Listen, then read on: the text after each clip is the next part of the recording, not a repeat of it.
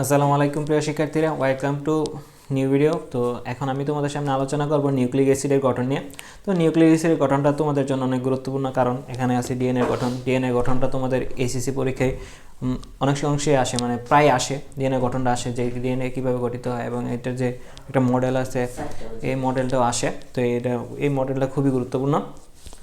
তো এখন আমরা নিউক্লিক অ্যাসিডের গঠন নিয়ে আলোচনা করব। তো nucleic acid nucleic acid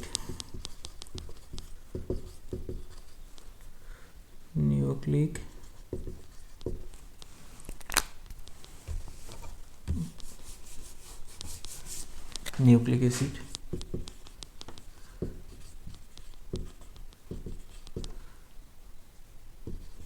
acid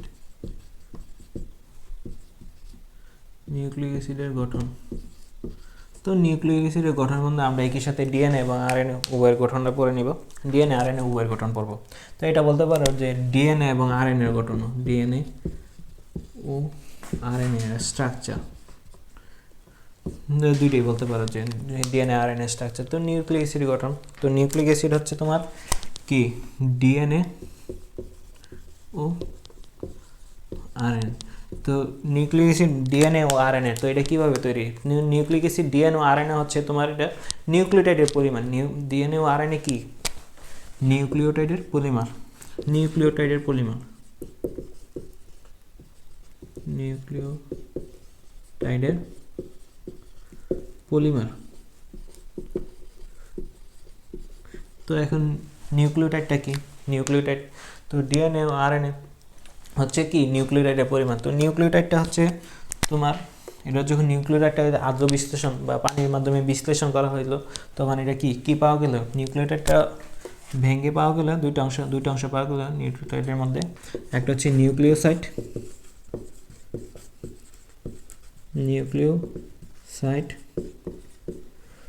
আর একটা হচ্ছে ফসফরিক অ্যাসিড।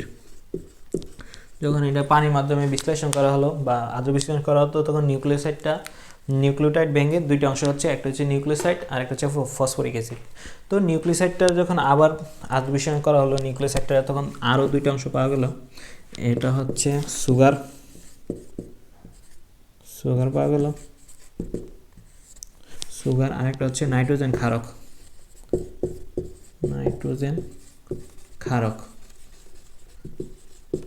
তো নাইট্রোজেন সুগারের মধ্যে কোন ধরনের সুগার থাকে? Pentose sugar. তো এখন আমরা দেখব যে পেন্টোজ সুগার কি, নাইট্রোজেন ক্ষারক কি, ফসফরিক অ্যাসিড কি, এটা কিভাবে গঠিত হয়েছে, কিভাবে গঠিত হয়ে ডিএনএ গঠন করছে। সুগার এবং নাইট্রোজেন ক্ষারক মিলে নিউক্লিওসাইড গঠন করলো। আবার কিভাবে নিউক্লিওসাইড এবং তোমার ফসফরিক অ্যাসিড যুক্ত হয়ে নিউক্লিওটাইড গঠন করলো, এবং কিভাবে অনেকগুলা পলিমার কি অনেকগুলা যুক্ত হয়ে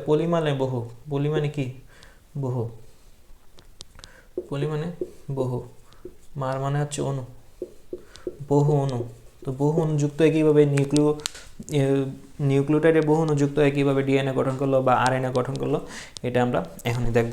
তো এখন আগে আমরা আলোচনা করবো যে পেন্টোজ সুগার। আমরা একবারে বেসিক থেকে আলোচনা করবো। আগে এখন আলোচনা করবো পেন্টোজ সুগার। তো এটা মুছে দিই। পেন্টোজ কথাটাই বোঝা গেছে 5। পেন্টোজ যারা আমরা বুঝতে পারছি কি 5 কার্বন বিশিষ্ট কোনো কিছুকে কি বলে? পেন্টোজ বলা হয়।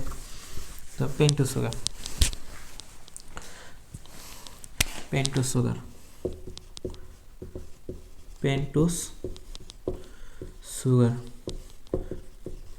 সুগার বা চিনি বা কার্বোহাইড্রেট। সুগার কি কার্বোহাইড্রেট না? চিনি কি কার্বোহাইড্রেট না? তো পেন্টোজ সুগার মানে 5 কার্বন বিশিষ্ট কোনো কার্বোহাইড্রেট নিয়ে এসে আর কি ডিএনএটা ইনিশিয়ালি মানে শুরুতে গঠিত হয়। তো পেন্টোজ সুগার হচ্ছে তোমার এখানে আমরা পড়ছি নিউক্লিক অ্যাসিড দুই ধরনের, একটা হচ্ছে ডিএনএ আর একটা হচ্ছে আরএনএ। তো ডিএনএ মানে কি ডিঅক্সিরাইবো নিউক্লিক অ্যাসিড বা আরএনএ। তো ডিএনএর মধ্যে এক ধরনের নিউক্লিক অ্যাসিড নিউক্লিক বা পেন্টোজ সুগার থাকে, এবং আরএনএর মধ্যে এক ধরনের পেন্টোজ সুগার থাকে, যেহেতু এটা তারা দুজন আলাদা। তো তো ডিএনএর মধ্যে যে পেন্টোজ সুগারটা থাকে এটা স্ট্রাকচারটা আমি দেখাচ্ছি, আমি একবারে স্ট্রাকচার থেকে দেখাবো কীভাবে গঠিত হয়েছে। তো যেহেতু এটা কার্বোহাইড্রেট তো কী থাকবে, সিএইচইউ মূলক থাকবে বা এলডিহাইড মূলক থাকবে। তারপর হচ্ছে পেন্টোজ মানে কি 5টা কার্বন থাকে। তো আমরা প্রথমে কি আগে 5টা কার্বন দিয়ে নেব। দেখো 1 2 3 4 5, তো 5টা কার্বন দিয়ে দিলাম। এখানে আরএনএ ক্ষেত্রেও আমরা 5টা কার্বন দিয়ে নিই।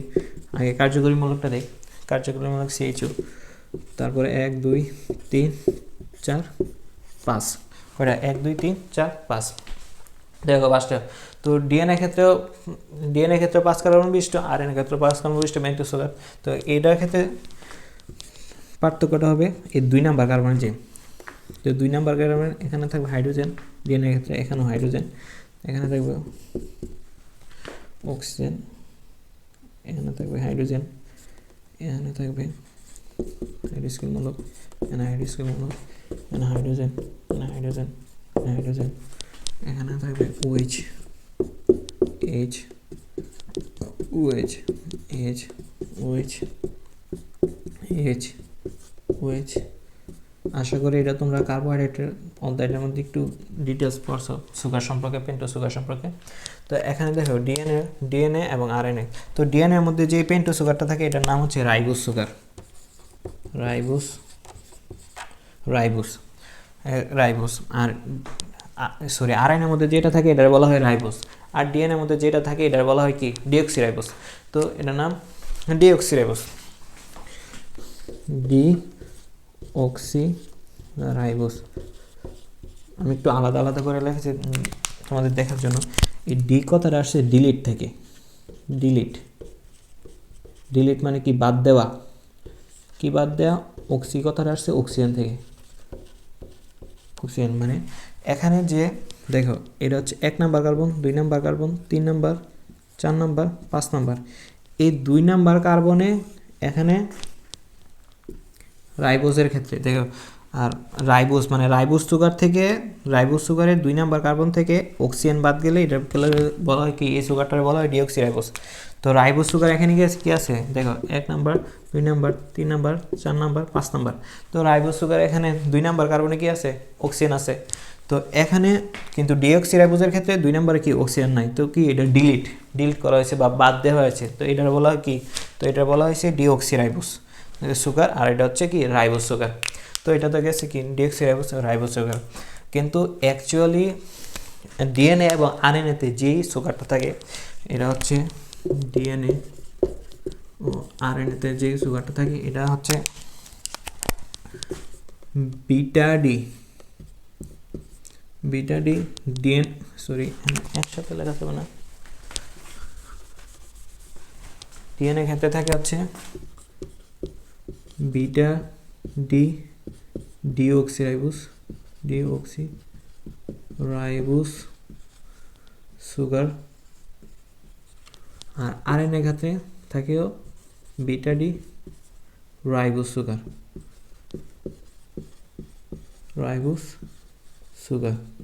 তো এখানে তোমরা অনেকেই প্রশ্ন করো যে ভাইয়া এখানে বিটাডি মানে কি, বিটাডি কীভাবে আসলো, এটা কেন বিটাডি বলা হয়, এটা প্রশ্ন করো। তো এইটা আমি একটু তোমাদের ডিটেলস বোঝাবো যে কেন এটাকে বিটাডি বলা হয়, বিটাডি কোথায় থেকে আসলো।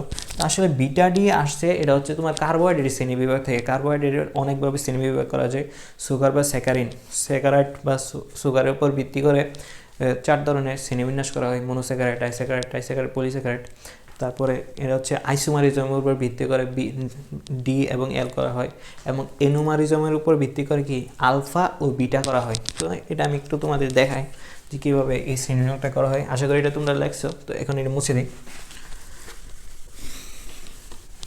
তো এখানে আমরা একটা কাজ করি, কার্বোহাইড্রেটের শ্রেণীবিন্যাসটা একটু শর্ট করে একটু দেখে নিই। কার্বোহাইড্রেটের শ্রেণীবিন্যাসটা বা শ্রেণীবিভাগটা যা তোমাদের তৃতীয় অধ্যায় কোষ রসায়নে আলোচনা করা হয়েছে। আবার 24 ক্ষেত্রে তো এখন তৃতীয় অধ্যায়টা নিই বা কোষ রসায়ন অধ্যায়টা নিই, তার জন্য তোমাদের 24 জন্য একটু খেয়াল করে তোমার একটু ডিটেলস দেখাবো। এটা হচ্ছে কার্বোহাইড্রেটের শ্রেণীবিন্যাস বা শ্রেণীবিভাগ, কার্বোহাইড্রেটের হাই রেটের শ্রেণীবিভাগ একটু দেখাবো শর্ট করে। তো কার্বোহাইড্রেট শর্ট শ্রেণীবিভাগটা আগে প্রথমে দেখা যাচ্ছে স্যাকারিন বা সুগারের উপর ভিত্তি করে বা স্যাকারাইডের উপর ভিত্তি করে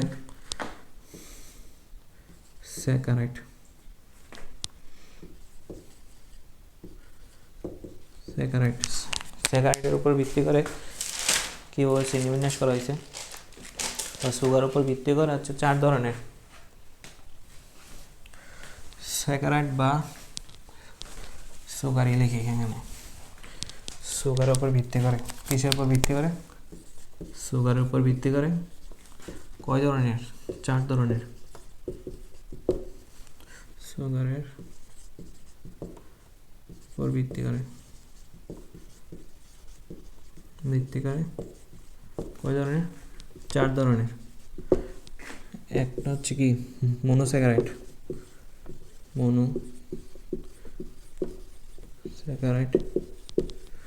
তো এখানে একটু গ্যাপ রাখি, যে ডাইস্যাকারাইড,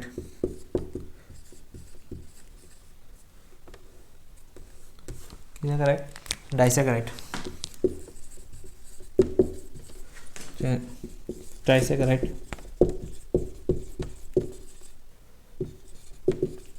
হচ্ছে পলিস্যাকারাইড।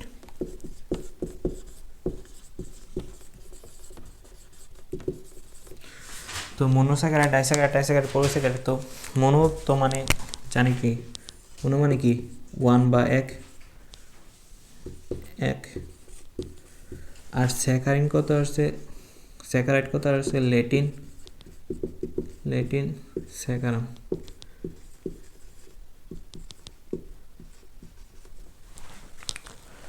লেটিন স্যাকারাম, ঠিক আছে। লেটিন স্যাকারাম মানে হচ্ছে কি? লেটিন স্যাকারাম মানে হচ্ছে চিনি,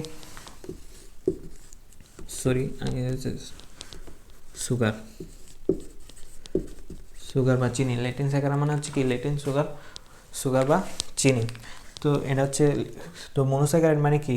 একটা স্যাকারাইড বা একটা সুগার বা চিনি থাকবে, বা স্যাকারাম বা সুগার চিনি মানে এখানে বোঝাচ্ছে যে এটারে আর্দ্র বিশ্লেষণ বা পানির মাধ্যমে বিশ্লেষণ করলে এর থেকে আর কোনো ক্ষুদ্র মানে আর কোনো ক্ষুদ্র কার্বোহাইড্রেট বা কার্বোহাইড্রেটের কোনো অংশ পাওয়া যাবে না। এটা হচ্ছে সবচেয়ে ক্ষুদ্র কার্বোহাইড্রেটের একটা কি শ্রেণী। তো এই যে পেন্টোজ সুগার, এই পেন্টোজ সুগারটা হচ্ছে কি? মনোস্যাকারাইড। তো পেন্টোজ সুগারটা হচ্ছে কি? মনোস্যাকারাইডের অন্তর্ভুক্ত।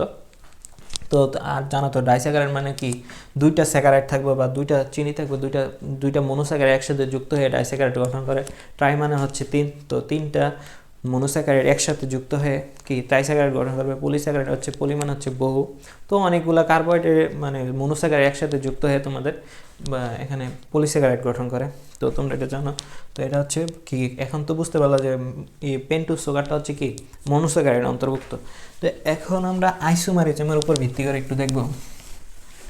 আইসোমারিজমের উপর ভিত্তি করে যে শ্রেণীবিন্যাসটা হচ্ছে, এটা হচ্ছে ডি ও এল, ডেক্সট্রোরোটেটারি আর লেবোরোটেটারি।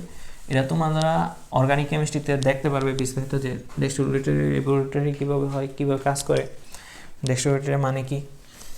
এখানে আইসোমারিজম, হ্যাঁ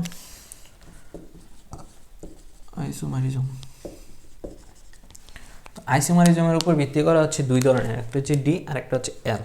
তো আগে আমরা সুগারটা লিখি, আগে দেখি আমরা রাইবোজের ক্ষেত্রে একটু দেখি আগে। ডি 5 কার্বন বিশিষ্ট, যেহেতু 5টা কার্বন দিয়ে দেখি 2 3 4 5, তো 5। তো এটার ক্ষেত্রে রাইবোজের ক্ষেত্রে এখানে অক্সিজেন থাকে, অক্সিজেন হাইড্রোজেন হলো H H H H। তো কার্বনের সংখ্যার ক্ষেত্রে এখানে একটা বেসিক, আগে একটা বেসিক জেনে নিই। কি একটা বেসিক? তোমরা নিচে লিখবে বা একটা সাইডে সুন্দরভাবে ভালোভাবে লিখবে বেসিকটা হচ্ছে কার্বন কয়েকটা সংজ্ঞা, বা কোন কার্বনটাকে কি বলে এখানে অনেকগুলো কার্বন, একটা একটা কার্বনের এক একটা নাম আছে। তো বেসিকটা জানার ক্ষেত্রে হচ্ছে এনুমেরিক কার্বন, এনুমেরিক কার্বন, ইংলিশটা লিখে দেয় এনুমেরিক কার্বন। তো এনুমেরিক কার্বন বলা হয় কোনটাকে? কার্যকরী মূলকের কার্বনটাকে কি বলা হয়? এনুমেরিক কার্বন বলা হয়। কার্যকরী মূলকের যে কার্বনটা আছে এই কার্বনটাকে কি বলা হয়? এনুমেরিক কার্বন। তো এখানে কার্যকরী মূলক হচ্ছে কি CHO বা এলডিহাইড গ্রুপ। তো এলডিহাইড গ্রুপের কার্বনটাকে কি বলা হয়? এনুমেরিক কার্বন। তো এখানে যে কার্যকরী মূলকের কার্বনটিকে, কার্যকরী মূলকের কার্বনকে এনুমেরিক কার্বন বলে, এনুমেরিক কার্বন বলে। তারপর হচ্ছে তোমরা নাম শুনছো কাইরাল কার্বন, তোমরা অনেকেই জানো যে কাইরাল কার্বন কি। তো কাইরাল কার্বন হচ্ছে যে কার্বন পরমাণুর চারপাশে চারটি ভিন্ন পরমাণু যুক্ত থাকে বা চারটি ভিন্ন পরমাণুর গ্রুপ বা মূলক যুক্ত থাকে। চার হাতে কার্বন হচ্ছে চারটি হাত, তো চারটি হাতে ভিন্ন পরমাণু গ্রুপ যে কার্বনে যুক্ত থাকে এটা বলা হয় কি কাইরাল কার্বন কি। তো তারপরে লেখো কাইরাল কার্বন, কাইরাল কার্বন। তো কাইরাল কার্বনটা হচ্ছে কি? কাইরাল কার্বন হচ্ছে যে কার্বন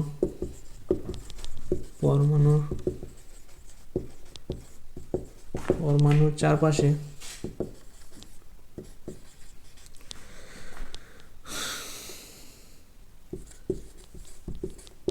চারটি বিভিন্ন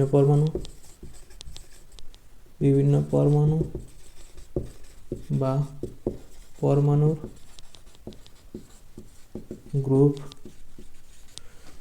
যুক্ত থাকে তাকে কাইরাল কার্বন বলে, কাইরাল কার্বন বলে।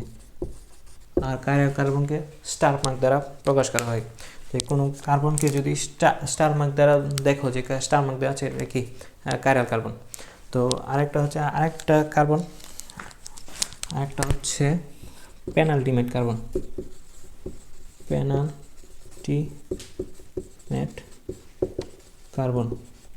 পেনাল্টিমেট কার্বন কাকে বলে? পেনাল্টিমেট কার্বন হচ্ছে শাখা শিখলের মধ্যে সর্বশেষ কাইরাল কার্বনকে পেনাল্টিমেট কার্বন বলে। কোন একটা শাখা শিখল বা কোন একটা শাখার মধ্যে সর্বশেষ যে কাইরাল কার্বনটা আছে বা সর্বশেষ যে কার্বনের চারপাশে চারটি বিভিন্ন পরমাণুমূলক বা চারটি বিভিন্ন পরমাণু যুক্ত আছে, তো ওই কার্বনটাকে কি বলা হয়? পেনাল্টিমেট কার্বন বলা হয়। তো শাখার মধ্যে সর্বশেষ কাইরাল কার্বনকে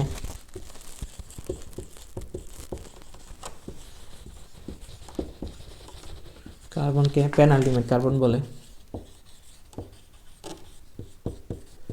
টিমেট কার্বন বলে। তো এগুলো তোমরা একটা পাশে লিখে নাও বা নিচে নিচে সুন্দরভাবে নোট করে রাখবে, এগুলো অনেক গুরুত্বপূর্ণ বেসিক। তো এখন দেখো, এখান থেকে আমরা দেখি যে কোনটা কাইরাল কার্বন এবং কোনটা পেনাল্টিমেট কার্বন, কোনটা এনুমেরিক কার্বন। তো এটা আমরা একটু এভাবে লিখি। তো এখানে দেখো, তো এই কার্বনটাকে কি বলা হয়? এনুমেরিক কার্বন। কেন বলা হয় এনুমেরিক কার্বন? হচ্ছে কার্যকরী মূলকের কার্বনটাকে কি বলা হয়? এনুমেরিক কার্বন বলা হয়। তাহলে কেন কার্যকরী মূলক হচ্ছে CHO বা এলডিহাইড মূলক। তো এটা হচ্ছে এই কার্বনটা হচ্ছে এনুমেরিক কার্বন। এই কার্বনটা 1 নাম্বার কার্বনটা এখানে নাম্বারিং করে দেয় 1 2 3 4 5। এই 1 নাম্বার কার্বনটা হচ্ছে কি এনুমেরিক কার্বন। এখন কাইরাল কার্বন দেখি কোনটা। তো এখানে কার্বনের সাথে দুইটা হাত, মানে কার্বনের দুইটা হাত দিয়ে কি অক্সিজেন যুক্ত আছে, কার্বনের দুইটা হাত অক্সিজেনের সাথে যুক্ত আছে, আর একটা হাত দিয়ে হাইড্রোজেনের সাথে যুক্ত আছে, আর একটা হাত দিয়ে এই কার্বনে আরেকটা হাত দিয়ে এই বাকি হাতটা দিয়ে সমগ্র এখানে 4টা কার্বনের সাথে যুক্ত আছে, সম্পূর্ণ গ্রুপটার সাথে যুক্ত আছে। এখান থেকে যদি তুমি এটা কোনোভাবে বন্ধনটা ভেঙে দাও তাহলে কিন্তু পুরা কার্বন পরমাণুর সাথে কি বা এই যে বাকি 4টা অংশ আছে 4টা অংশের সাথে এই অংশটা কি পৃথক বা আলাদা হয়ে যাবে। এখানে শুধু এরকম না যে শুধু এই কার্বনটা যুক্ত আছে, এই কার্বনের সাথে কিন্তু এই কার্বনটা যুক্ত নেই। শুধু এই কার্বন না, এই কার্বনের সাথে এই সবটা অংশ এখানে যত এই সবটা যে অংশটা আছে এই সবটা পরমাণু যুক্ত আছে। কেন? কারণ যদি তুমি এই বন্ধনটা ভেঙে দাও তাহলে কি কার্বনটা পরমাণুটা শুধু এই কার্বনের সাথে বিচ্ছিন্ন হবে না, সবটা পরমাণুর সাথে কি বা সবটা অণুর সাথে কি বিচ্ছিন্ন হয়ে যাবে, সবটা অংশের সাথে বিচ্ছিন্ন হয়ে যাবে। তো এই কার্বনের সাথে কিন্তু এই সবটা যুক্ত আছে, বা এই কার্বনের যদি এই অংশটা ভেঙে দাও তাহলে কিন্তু এই কার্বনের সাথে এই কার্বনের বিচ্ছিন্ন হবে না, বিচ্ছিন্ন হবে সম্পূর্ণ পরমাণুটা কি বিচ্ছিন্ন, সম্পূর্ণ অণুটার মধ্যে কি বিচ্ছিন্ন এসে পড়বে। এই কার্বনটার মধ্যে শুধু বিচ্ছিন্ন হবে না, সম্পূর্ণ অংশের সাথে বিচ্ছিন্ন যাবে। যে এরকম একটা দড়ির সাথে যদি একটা কোনো কিছু যুক্ত থাকে তো দড়িটা কাটটা দিলে ওই যে বস্তুটা যুক্ত আছে আবার এই বস্তুটার সাথে যদি আরেকটা বস্তু যুক্ত থাকে তাহলে এই অংশটা কেটে দিলে সম্পূর্ণ এই যে বাকি যে দুইটা অংশ আছে সম্পূর্ণ দুইটা অংশ কি আলাদা হয়ে যায়। তো এইটাও সেম এরকম।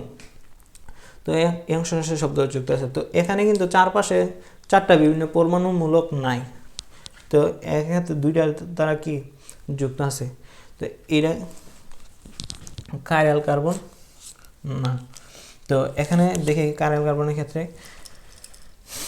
এখানে দেখে 2 নাম্বার কার্বন, 2 নাম্বার কার্বনের ক্ষেত্রে হচ্ছে এখানে একটা দ্বারা হচ্ছে এই পুরো অংশটার সাথে যুক্ত আছে, আর এখানে আরেকটা হাত দ্বারা হচ্ছে এই পুরো অংশটার সাথে যুক্ত আছে, আর এক পাশে আছে হাইড্রোক্সিলমূলক, আরেক পাশে আছে হাইড্রোজেন। তো চারপাশে কি 4টা বিভিন্ন পরমাণুমূলক বা পরমাণু গ্রুপ যুক্ত আছে। তো এইটা হচ্ছে কি কাইরাল কার্বন। তো 3 নাম্বার কার্বনটা দেখো, 3 নাম্বার কার্বনটা সেম কাইরাল কার্বন, কারণ এই হাতটা দিয়ে এই সম্পূর্ণ অংশটার সাথে যুক্ত আছে এবং এই হাতটা দ্বারা এই সম্পূর্ণ অংশটা যুক্ত আছে। এখানে আছে হাইড্রোক্সিলমূলকের সাথে, এখানে আছে হাইড্রোজেনের সাথে। তো এইটাও কাইরাল কার্বন। আর এখানে এটাও দেখো কাইরাল কার্বন। এটা কাইরাল কার্বন কেন?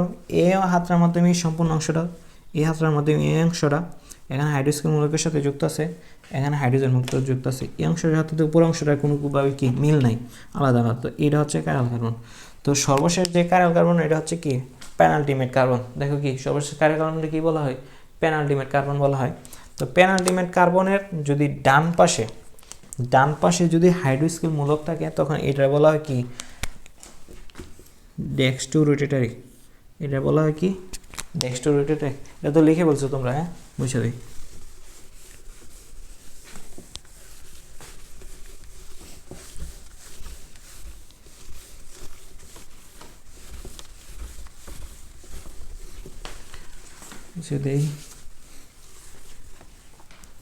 এই কার্বনটা বলা হয় কি ডেক্সট্রো রোটেটরি।